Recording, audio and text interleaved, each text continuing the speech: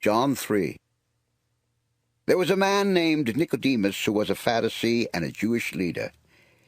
One night he went to Jesus and said, "Sir, we know that God has sent you to teach us. You could not work these miracles unless God were with you." Jesus replied, I tell you for certain that you must be born from above before you can see God's kingdom. Nicodemus asked, "How can a grown man ever be born a second time?" Jesus answered, I tell you for certain that before you can get into God's kingdom, you must be born not only by water, but by the Spirit.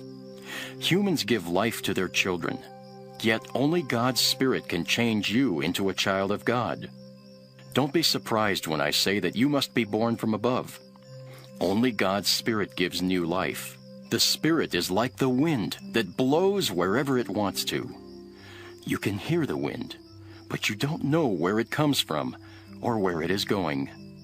"How can this be?" Nicodemus asked. Jesus replied, How can you be a teacher of Israel and not know these things? I tell you for certain that we know what we are talking about because we have seen it ourselves. But none of you will accept what we say. If you don't believe when I talk to you about things on earth, how can you possibly believe if I talk to you about things in heaven? No one has gone up to heaven except the Son of Man who came down from there. And the Son of Man must be lifted up, just as that metal snake was lifted up by Moses in the desert.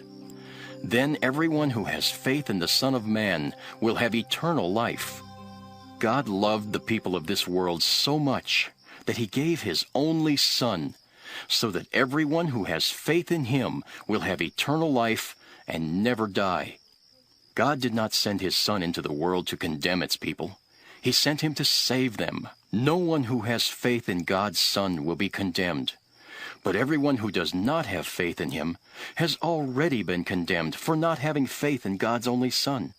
The light has come into the world, and people who do evil things are judged guilty because they love the dark more than the light. People who do evil hate the light and won't come to the light because it clearly shows what they have done.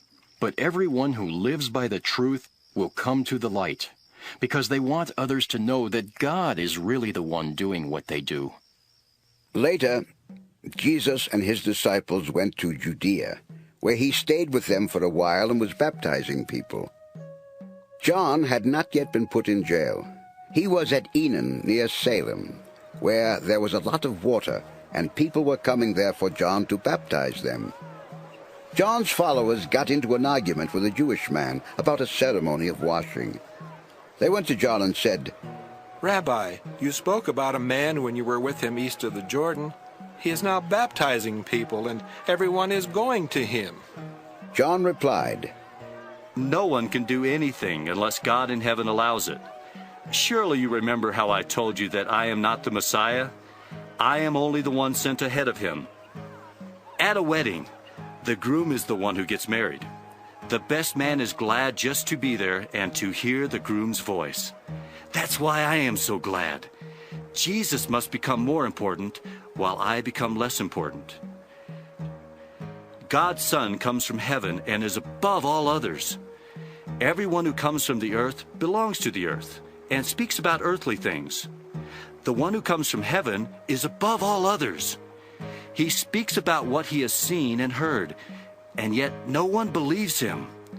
But everyone who does believe him has shown that God is truthful. The Son was sent to speak God's message, and he has been given the full power of God's Spirit.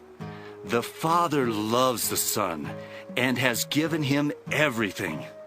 Everyone who has faith in the Son has eternal life. But no one who rejects him will ever share in that life, and God will be angry with them forever.